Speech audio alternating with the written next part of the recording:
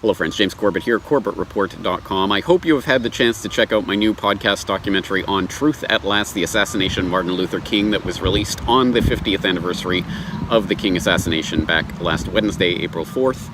If you haven't yet watched that, I suggest you do. The link will of course be in the show notes for you to do that. I have only two things to note about that. One is that of course I have the YouTube documentarian curse of having the hundreds and hundreds of pages of source material from Dr. Pepper's book, The Plot to Kill King, as well as other books that I did research when going through this, creating this script for this documentary, and trying to condense that down into a few dozen paragraphs to fit into a 50-minute YouTube documentary. Obviously, there's so much more material out there that deserves to be read, seen, and understood. All I can do is offer you the window into that material. So, of course, The Plot to Kill King, Dr. Pepper's third book and final, I assume, book on this subject after 4 decades of research, which includes appendices that are entire transcripts of entire depositions of some of the key witnesses. Incredibly important and valuable information that I could only gesture towards in a 150-minute documentary. So please do go and consult some of these sources. And of course, as always, I have the hyperlink transcript for the documentary, so you can go and check out some of the sources that were used in the creation of that. Secondarily, this idea of interviewing people like this for this more documentary style production is something I would like to do more of. This is an idea that occurred to me several months ago when I thought about the 50th anniversary of MLK. I would like to interview Dr. Pepper. I wouldn't want to do it via telephone, which is not exactly satisfying for YouTube purposes. So I wanted a good, proper sit-down interview. And I was able to do that, not myself, stay-at-home dad in Japan, flying halfway around the world to interview Dr. Pepper for an hour, but I was able to send Dan Dix of pressfortruth.ca. I gave him some questions and sent him over to New York so he could interview Dr. Pepper. And as expected, he did a wonderful job with that, beautifully shot interview. I'm very happy with that, so thank you to Dan Dix for doing that. No surprise at all that he did that so well. But of course, that requires resources, so once again, thank you to all of the subscribers who literally make this work possible. This interview literally would not exist without your support. And to anyone who isn't a subscriber but is a supporter of my work, please consider $1 a month. It truly can help to make this type of material possible. And this is an idea I would like to do more of in the future. There are other people I have in mind that I would love to have proper sit-down documentary style interviews with, but I can't do so myself. So it does involve sending someone like a Dan Dix or someone else out to interview these people, and that's an expense. So if you can help to make that possible, that's appreciated. There's also a way to do that, even if you are truly penniless. You do not have 2 pennies to rub together in your pocket, and you're still looking to support this work. Monetarily, you can do so without paying a cent.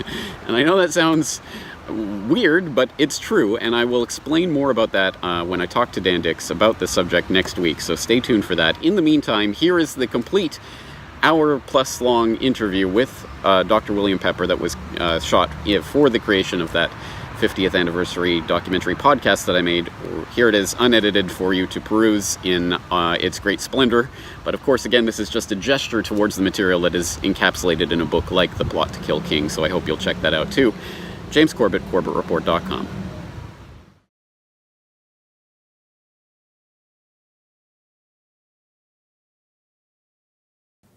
Okay, so why don't you start off by telling us how is it that you came to know Dr. King?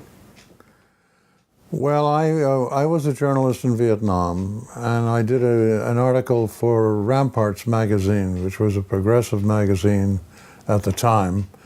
And Martin King was a subscriber to that magazine. And when I came back from Vietnam, I did an article called The Children of Vietnam, which described the war crimes that America was committing in that country, and the horrific loss of life, and particularly the effect on the children. So Martin was on his way to the Caribbean on a holiday, and he was stopped at he was at the Atlanta airport from where he was flying, and he started going through his mail, and there was Ramparts for January of '67. And he read the article. He didn't read the article, but he opened it. And he started to look at the photographs which I had taken. I kept all the photographs to myself when I was in the country, and I also did not do anything with recordings I made. So he looked at the photographs of the wounded and named and dead civilians, particularly children. And Bernard Lee, his bodyguard, had gone up to get something to eat and came back with some food, and he put it on the table, and Martin just pushed it away and said, I don't think I'm ever going to enjoy a meal again until we end this wretched war. And that was his introduction to my work, anyway. Then when he came back from his trip in the Caribbean, he asked to meet with me, and we met. And during the last year of his life, we were quite close, and we strategized a lot about how to change things in America. And that was the birth of the idea that he had about a Poor People's March in Washington. So I came close to him during that last year. I spoke on April 15th to a large rally in front of the UN and suggested to that crowd that there be a third party of Martin Luther King, and led by Martin Luther King and Benjamin Spock. And the crowd obviously rose in acceptance, and when Martin came up to speak, he indicated that if he did such a thing, it would really only be for the purpose of highlighting the horror of the war and ending it. And he delivered a speech at Riverside Church on April 4, 1967, a year to the date before he was assassinated. And there was a powerful anti-war speech that he delivered.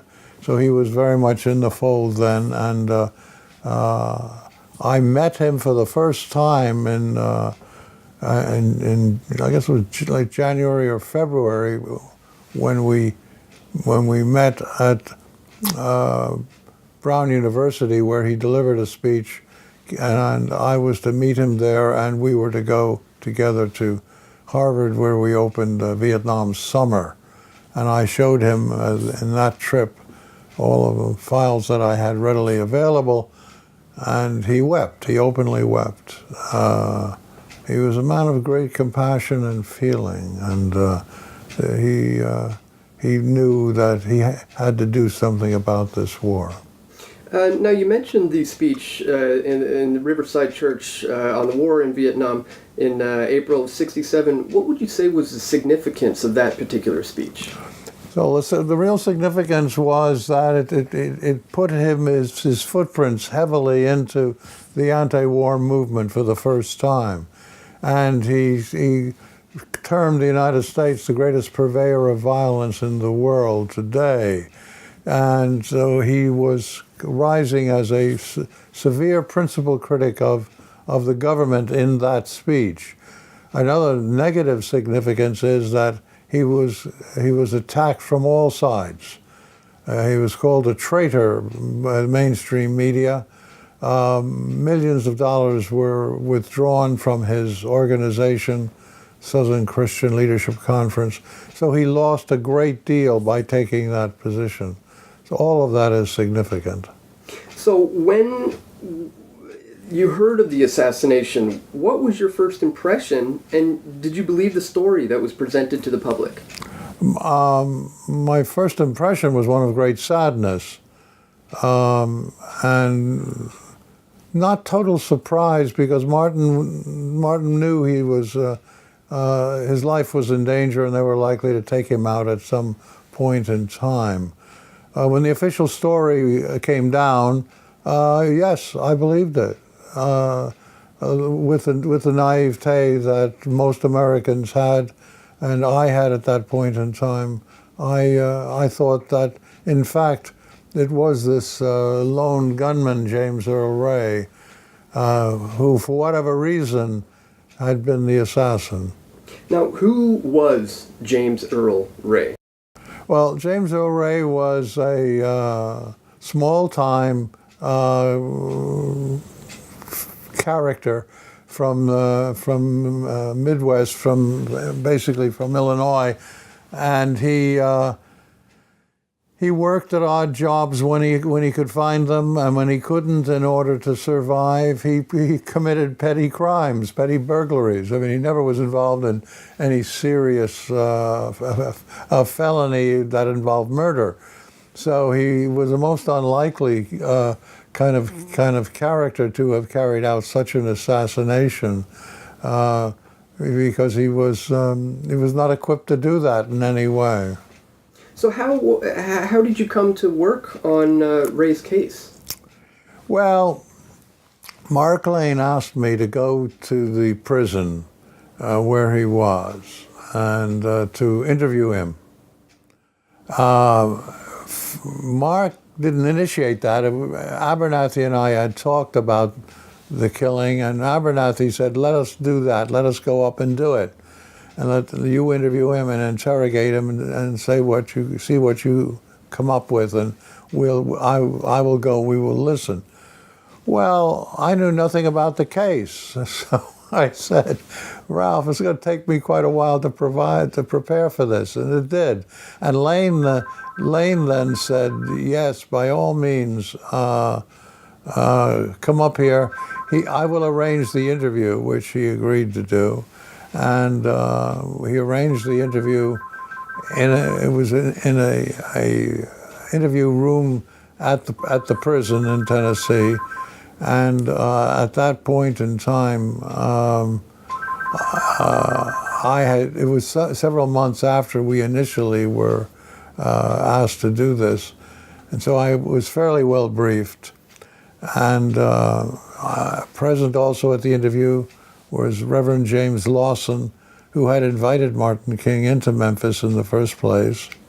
And there was also, I brought a body language psychiatrist, a specialist, to watch James, because I was going to put him through a great deal of stress. And so I brought Dr. Behrens in, who was to watch him and see what he became most stressful about in the course of the interview. So following the interview, what was your impression, especially with the body? My impression, and the impression of everyone in the room, was that James Earl Ray did not shoot Martin Luther King following that 5-hour interview. But we did not know what role he might have played or how much he might have known. But we were convinced he was not the shooter. So how did Ray escape from the Missouri State Penitentiary in '67? Well, he was always trying to escape when he was in prison, and we thought that that was par for the course, and that he lucked out, and he was able to get into this bread truck that was delivering bread to the prison and get away. And that's what I thought for all of those years. And it was only within really the last 4 or 5 years following a deposition of a critical witness that we learned that, in fact, the government had profiled James Earl Ray, and they had effectively organized his escape. And I learned that because the head of the Dixie Mafia family, who was working with the FBI on the killing, drove to the prison, and in the car was his son, and they carried $25,000, which they gave to the warden to organize James's escape. And the son was my witness for that, and that mission with his father. Seems pretty telling. Yes. Now, who was Raoul, and did Ray meet him? Oh yes, Ray met him. And who was he? Raoul was James's handler. He was the guy the government assigned to handle James. That means to keep tabs on him and have him ready to be in the right spot at the right time.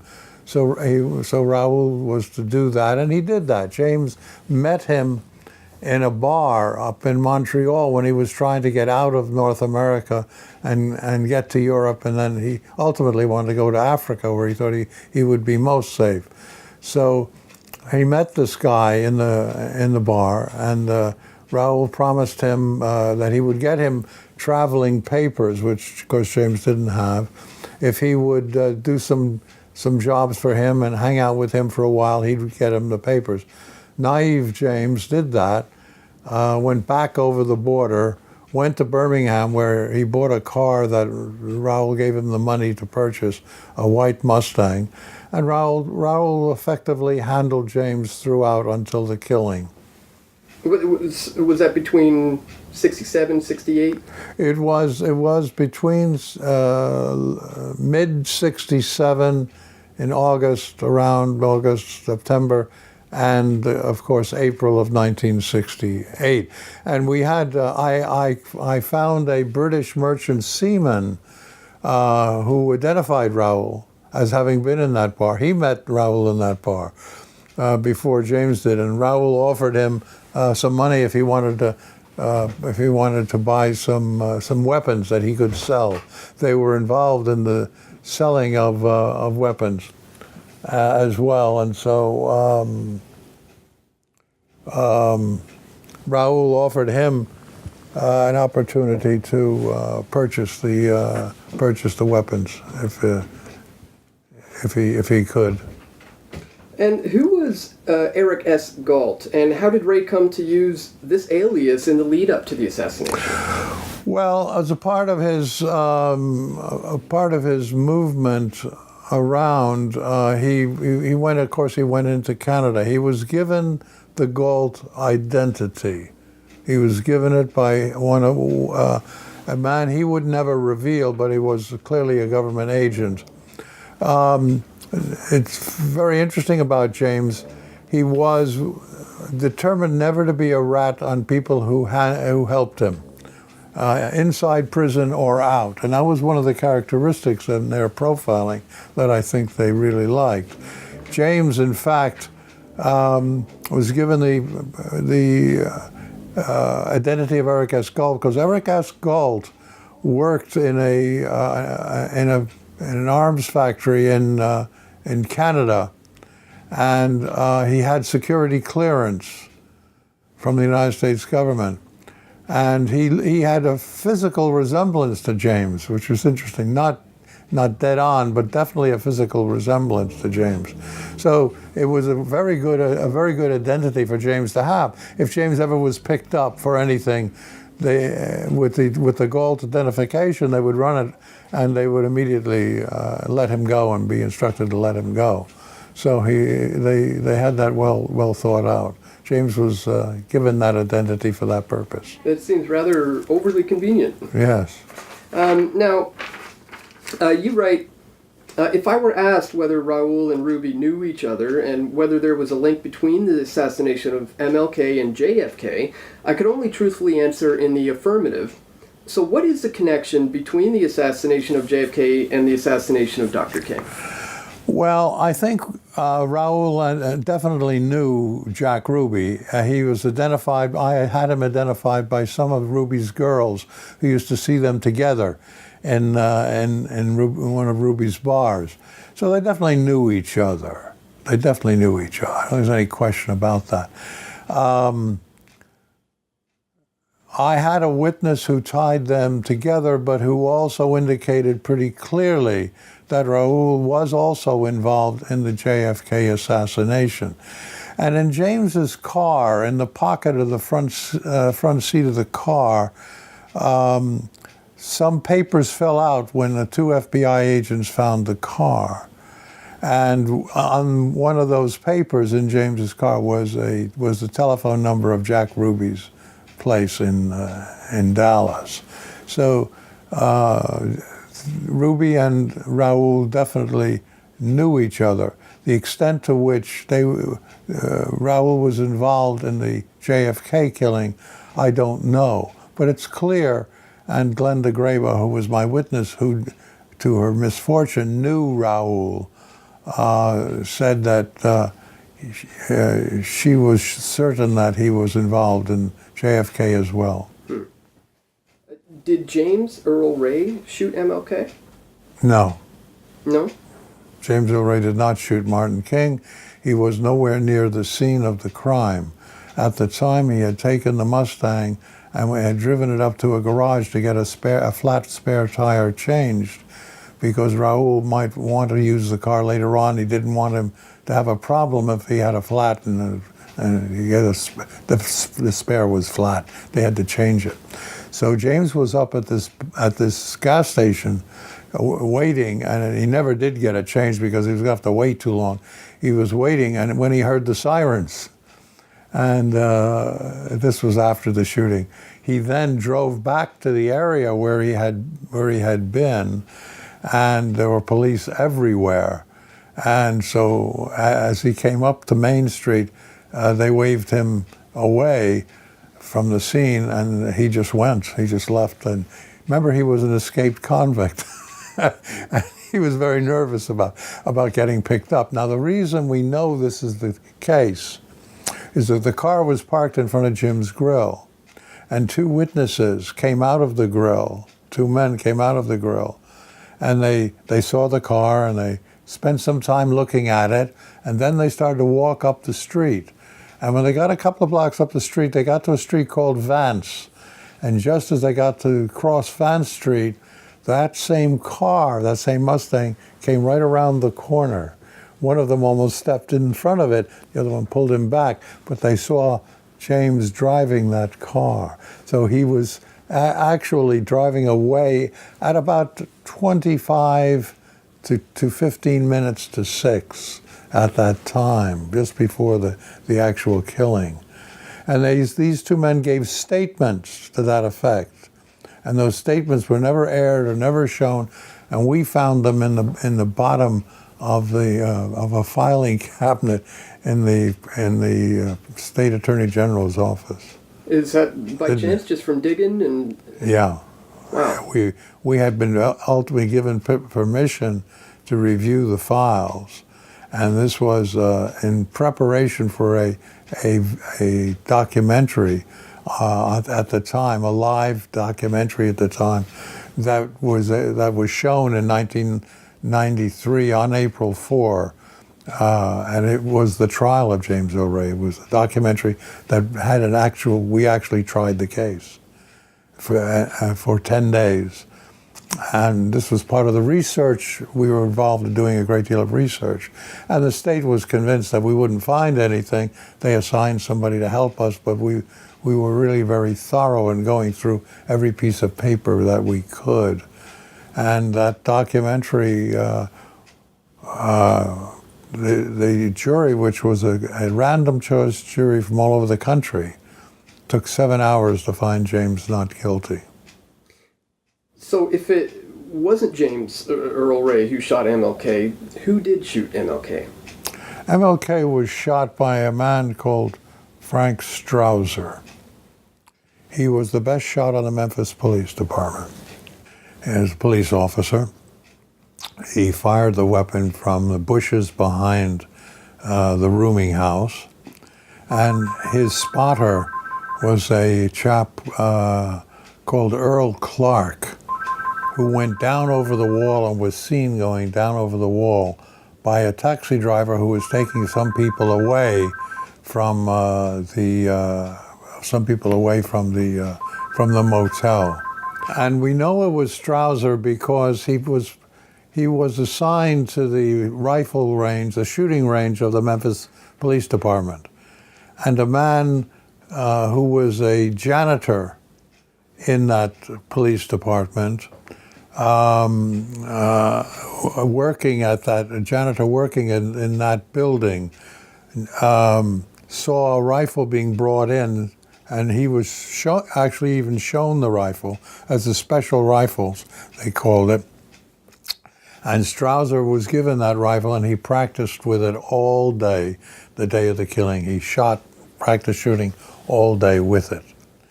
And around about 3 o'clock, he packed up, took the rifle, got in a car of a colleague of his who was a fireman, and drove down to the area of the rooming house. And this witness we had, indicated very clearly that there was no doubt in his mind that he was the shooter, and he was going to effect the assassination. Now, did the shot actually kill him? And if not, how did he die? No, the shot did not kill him. We all believed that Martin King was killed by that shot by Strauser.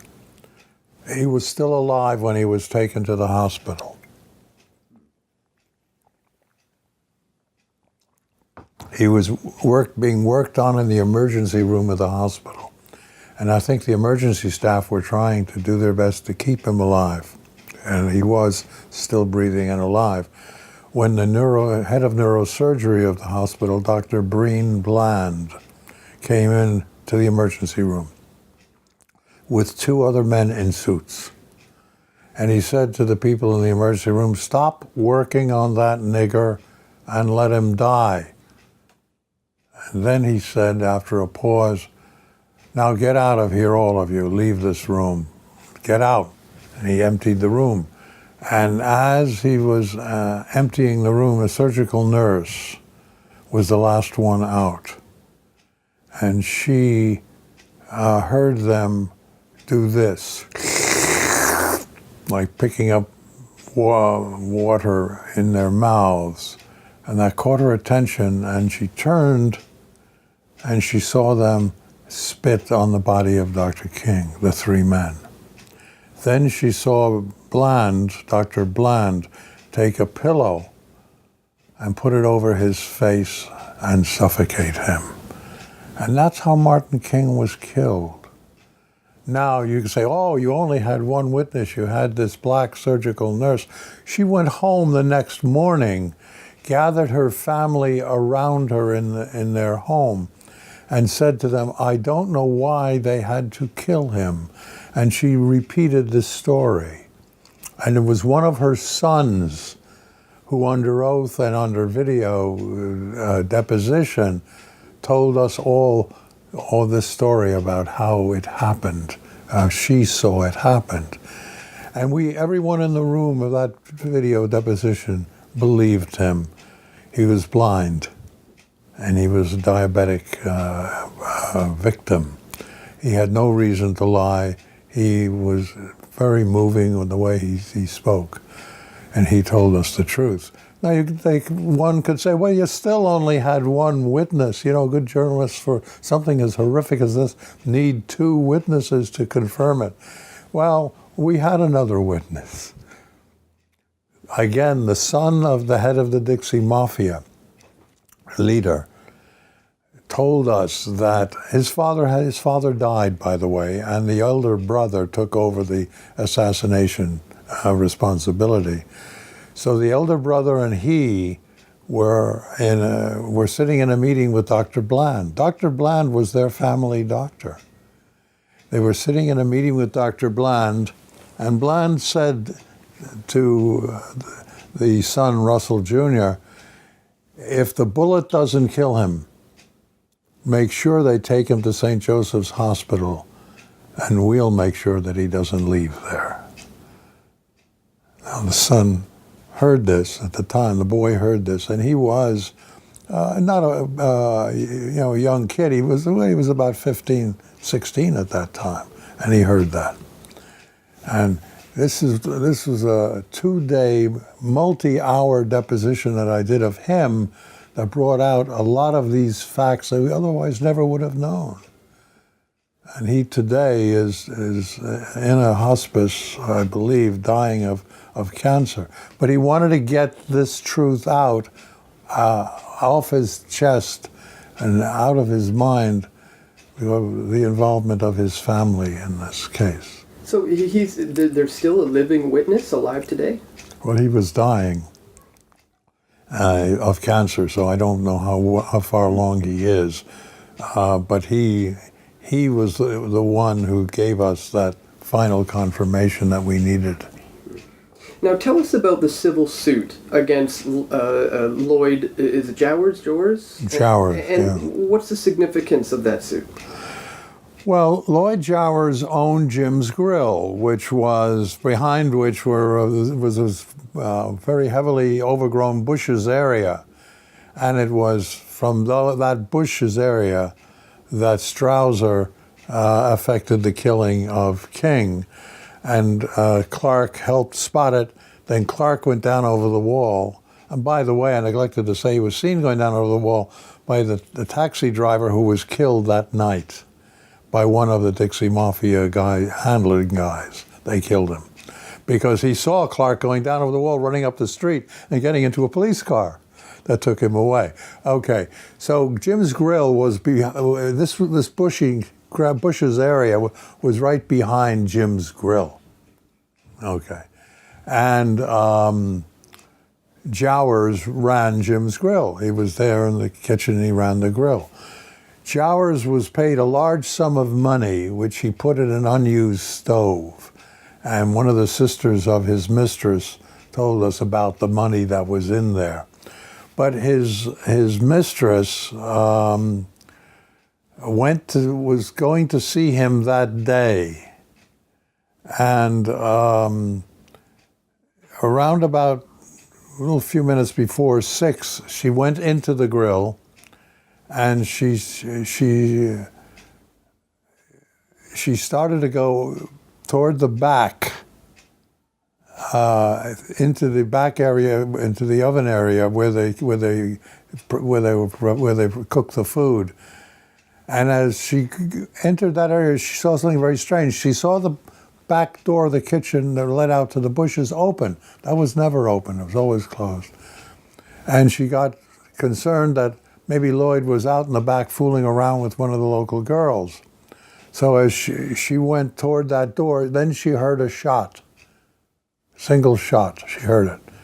She got to the door and she looked out, and here comes Lloyd running toward the kitchen with a still smoking rifle, white as a ghost, pale. He brushed by her, came in, started to break down the gun in front of her and said, "Betty, you wouldn't do anything ever to hurt me, would you?" And she said, "No, Lloyd, of course not. I wouldn't do anything ever to hurt you." Well, she thought he had shot Dr. King and that he was guilty of that. And she kept that secret from 1968 until I was able to finally get it from her in around 93 or so, 94.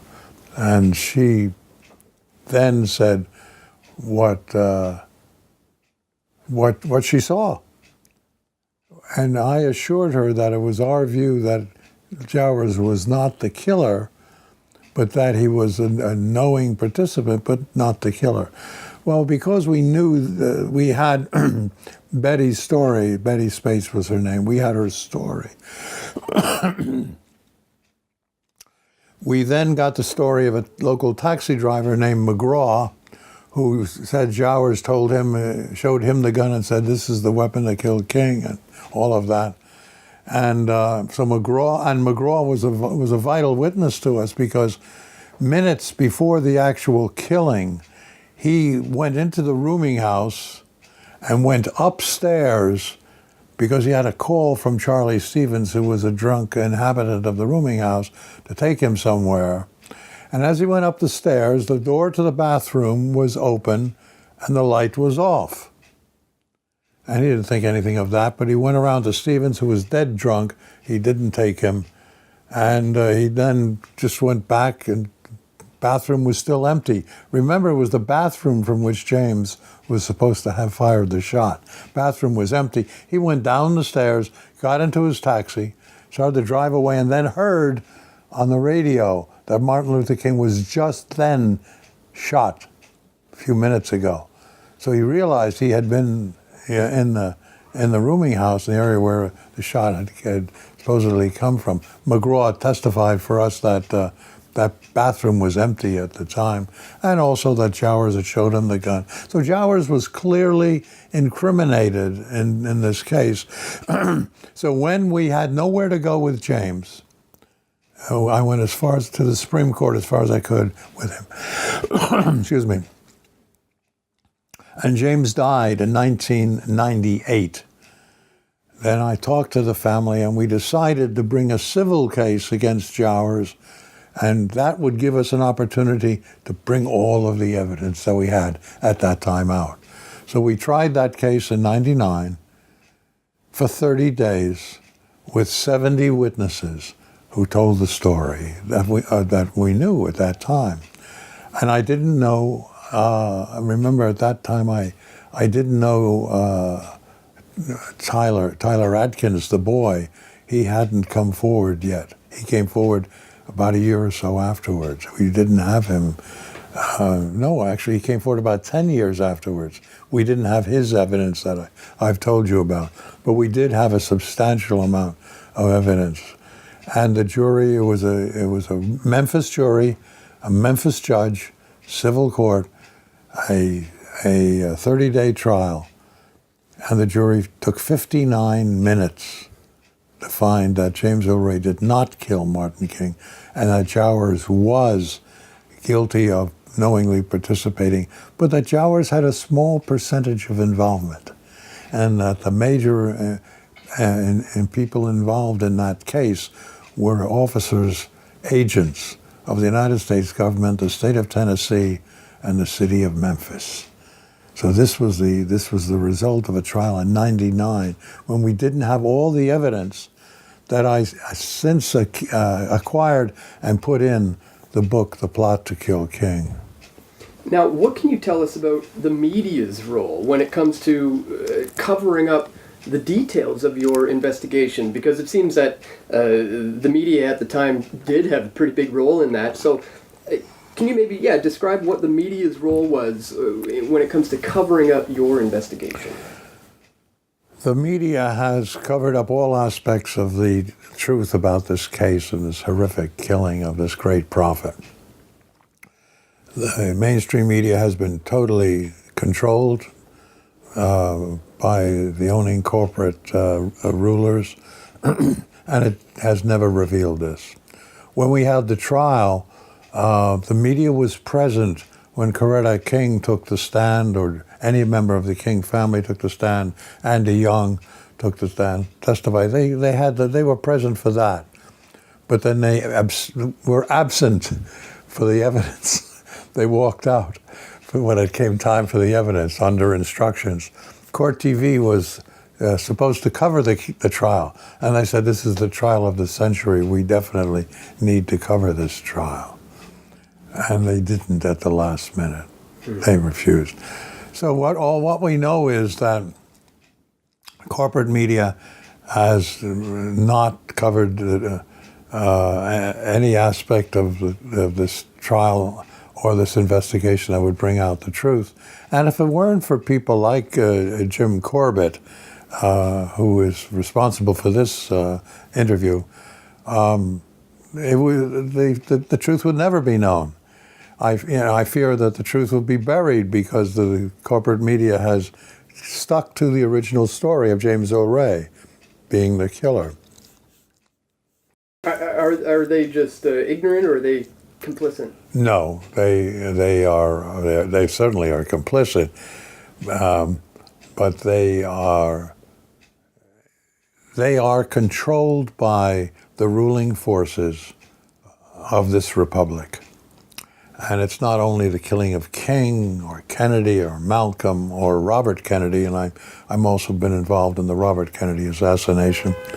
It's not only those critical assassinations in the 60s, but it's anything to do that will shake the core of credibility in the institutions and the agencies of the American government, how they actually function. You have to remember, Carl Sulzberger gave Allen Dulles 12 slots on the New York Times back in 1959. Those 12 slots, in my view, have probably been rotated right to the present day. They are agents who will deal with the most sensitive matters. I have been blacklisted by the New York Times forever. Forever. They won't use my name. They didn't use my name and virtually anything. I think they slipped once in the 99, one report on the 99 trial that they had to do. They quoted a witness, and the witness said, what Mr. Pepper showed us, and they were quoting him, they put that in. But other than that, I may be recognized as the attorney for the King family, but never named. And I am not to be named in that newspaper. And it's as simple as that. I've had to live with this, as have many other progressive journalists in areas of a very, very delicate strategic issue. They don't want this out, and they won't allow it out. That's the basis of corporate control over the media. You mentioned you have a mainstream media interview coming up next week. What do you think there? That's very, very interesting. What's your That's very interesting. The Washington Post is sending a reporter in next week to do a story. I won't go into great detail of what I surmise about that because I don't want to discuss it. But I can say in general terms, there's been a change in ownership in the Washington Post. I believe the change in ownership has resulted in the agency having a behind the doors backward influence over certain stories that the Post will do. I believe there is also a great under-the-cover animosity toward the FBI. And there is no greater FBI crime in the history of the Bureau than this one. Hoover paid and instructed and worked with the group for the assassination of Martin Luther King Jr. Given all your research into the details that you've uncovered about this assassination, what do you think was the primary motivation behind the killing? I think political assassinations are a last resort, as a rule. That may not be the case with respect to the current government of the Russian Federation. But I think in terms of the United States, from what I've observed and throughout its history, and there have been assassinations other than those in the 60s, remember, I think they're a last resort. I think if they can, if a person is troublesome to them and potentially can develop a following, I think they have to stop him.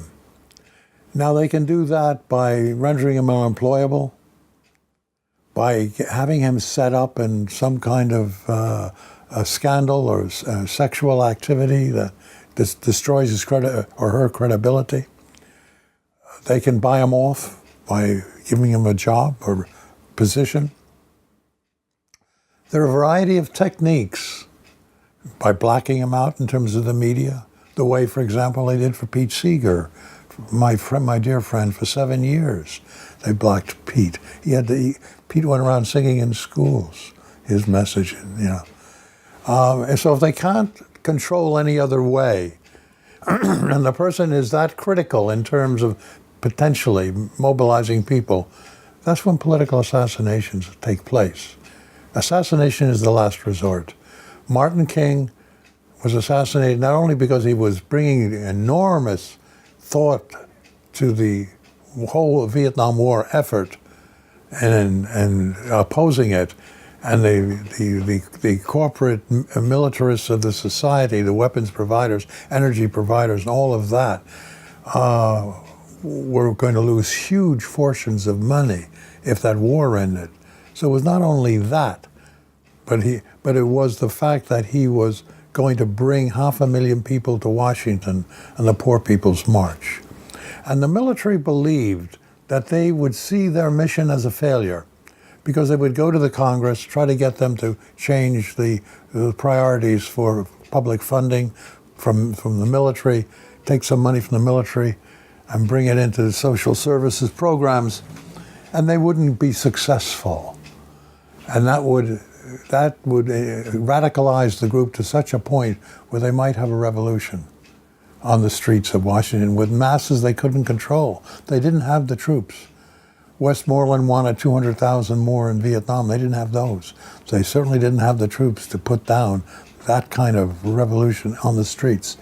They were unhinged by what was happening in France. Remember, in France there was a revolution that was in the making with the unions, the communists, and the students trying to take over the government and dethrone de Gaulle.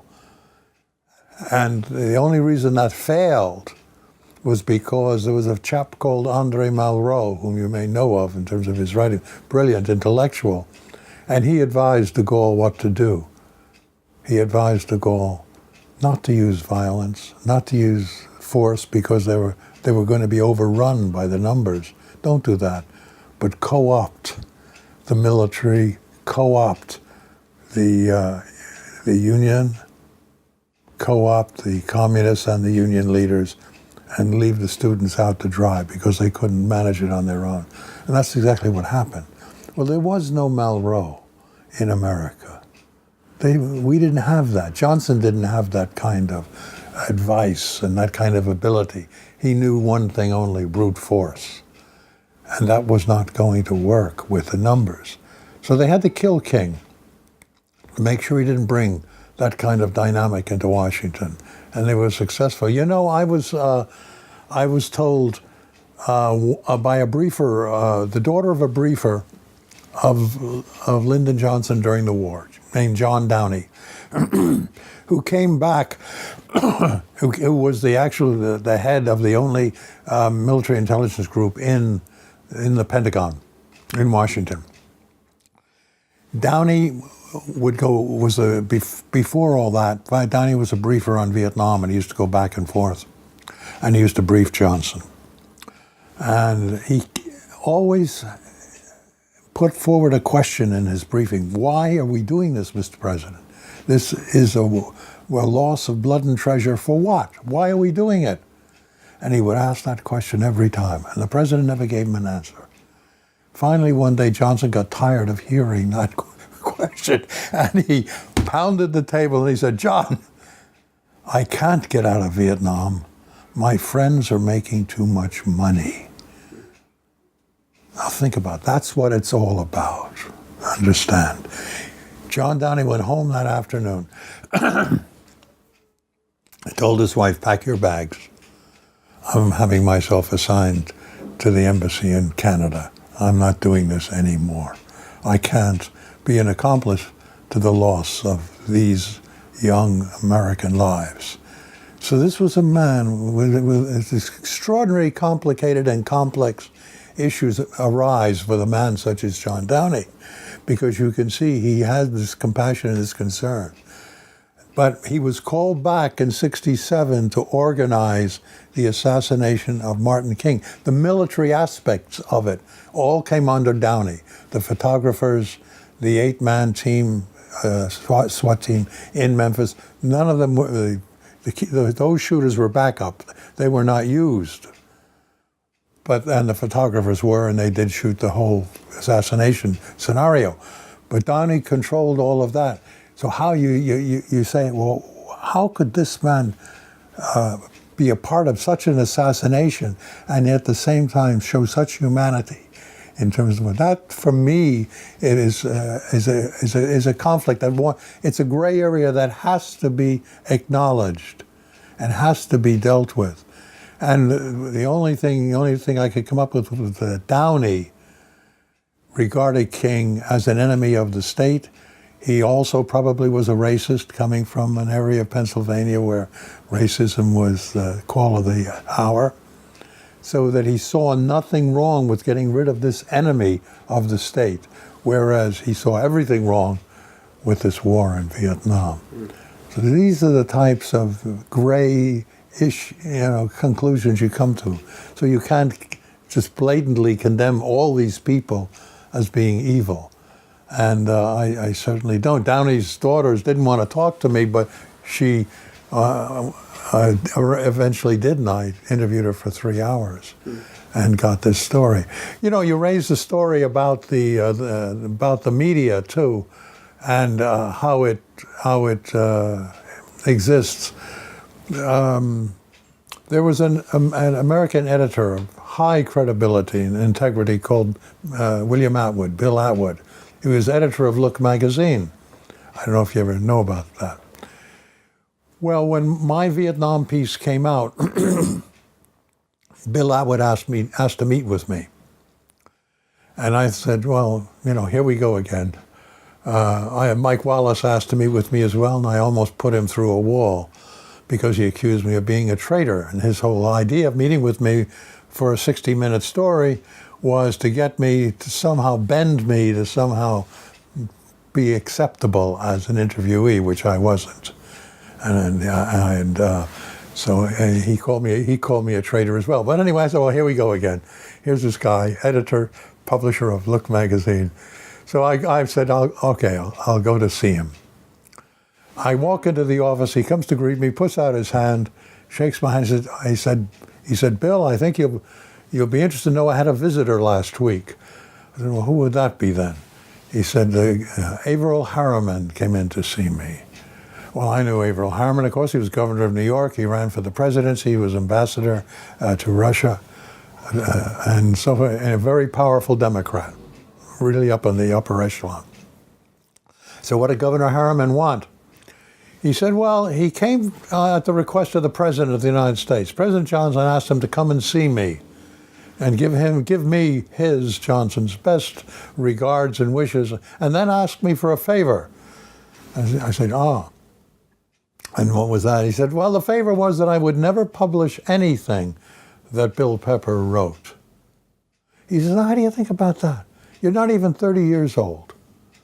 And here the President of the United States is afraid of you writing something that I might publish. What do you think? I said, well, I'm more interested, Mr. Atwood, in what you said back to Governor Harriman. What was your response to that request? He said, well, I told him we're going to interview you. We're going to see you next week. And if we believed what you were saying, we were going to publish. So that's where it is. Give the President my best regards. I said, there's an example of what a journalist should be, right? Okay. The next week, unfortunately for all of our stories, he had Jim Garrison up from New Orleans on the JFK assassination. And I might have spent 5 hours with Bill. I imagine Jim must have spent 7 or 8 with him, really shook him. So he called Bobby Kennedy that night at 1 a.m. Remember, he was close to the Kennedy family. He was an ambassador, I believe, to Kenya for Jack Kennedy. And so he was close to that family. So he called Bobby, and he said, Bobby, I'm just shaken to my boots because the district attorney in New Orleans has said that the CIA killed your brother on behalf of the ruling forces of this country. And Bobby said, we know that. Bill, but I've got to get the White House to reopen the investigation. Now, that conversation must have ended around 1:20 or 1:30. At 4 a.m. in the morning, 4 a.m. that same morning, Bill Atwood had a heart attack. He left Look magazine, never to return as editor and publisher. Did roving stories and things like that stuff. He was basically gone.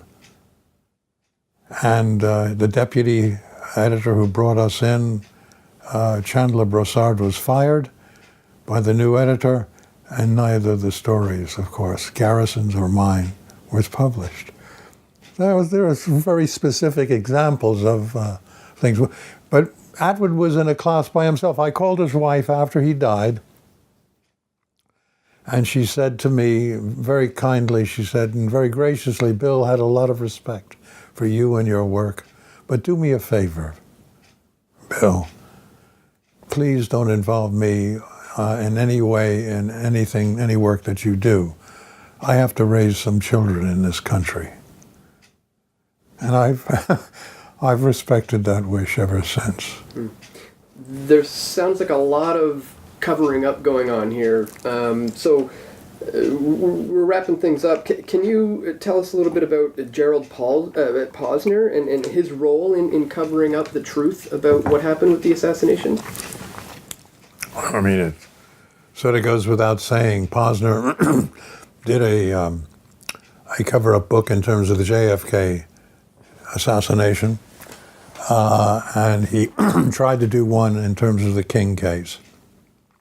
He never interviewed me. He never interviewed witnesses who had contrary information to what he wanted to hear or put in his book. He just simply didn't. and he produced another volume of lies about the King case. The story of the King case is finally revealed in The Plot to Kill King, my last book, my third book. Remember, I've done 3 books over it's a period of about 40 years that I've looked at this case. And the first book was in 1995, Orders to Kill. The second book was in 2003. That followed the civil trial and focused on the civil trial. And this book, 2016, really, when it was finished, The Plot to Kill King, is the final book that summarizes everything and puts in all the new evidence. So it's there for history, historians, and researchers. Is it there for the masses of the people? It should be, but it probably isn't. There may be, however, some events that will be developing over the course of the next year or two that will shake this country and that will open up some of these stories that have not been called to fact before, including the 9/11 massacre in this country. So, having said that, do you have any final thoughts on what you think the American people of the world in general, need to know about what took place with this assassination in general? I mean, what would you say people need to come away with an understanding if they were to read your book? I think they should understand very clearly that the government of the United States, agencies of the United States, killed Martin Luther King, Jr., and that it was not a lone nut, James Earl Ray, but that it was a well-developed assassination plot that in this case, in the case of King, was orchestrated by J. Edgar Hoover and the FBI and their contacts with the Dixie Mafia.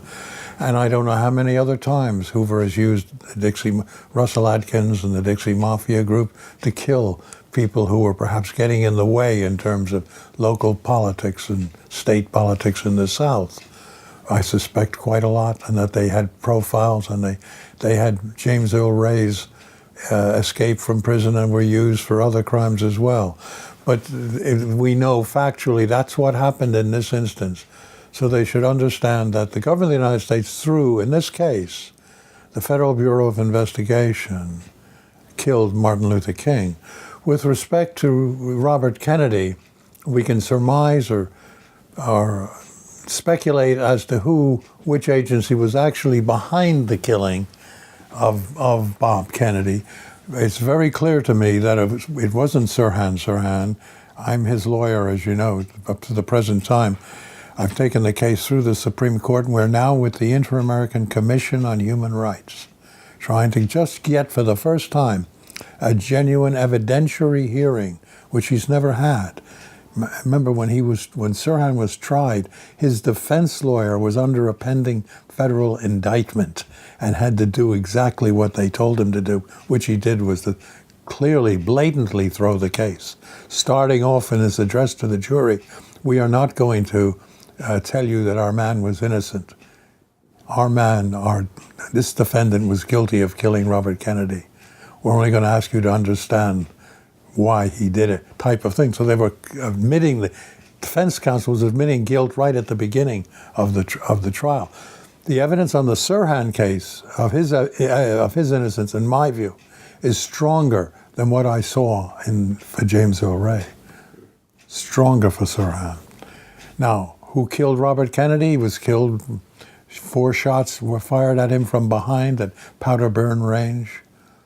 1 just behind his right ear that killed him. Sirhan was never closer than 5 to 7 feet in front of him. In front of him.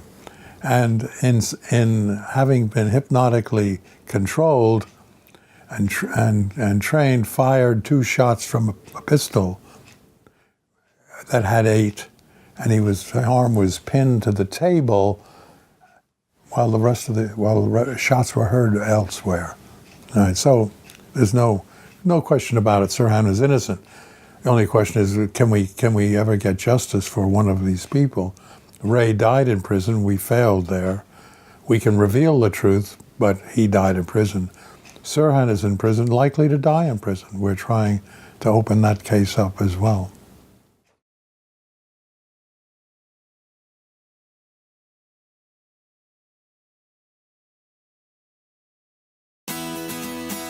The Corbett Report is brought to you by the Corbett Report subscriber, a weekly newsletter featuring James Corbett's International Forecaster editorial, recommended reading and viewing, discounts on Corbett Report DVDs, and once a month, a subscriber-only video. Sign up today to start receiving your copy at corbettreport.com/support.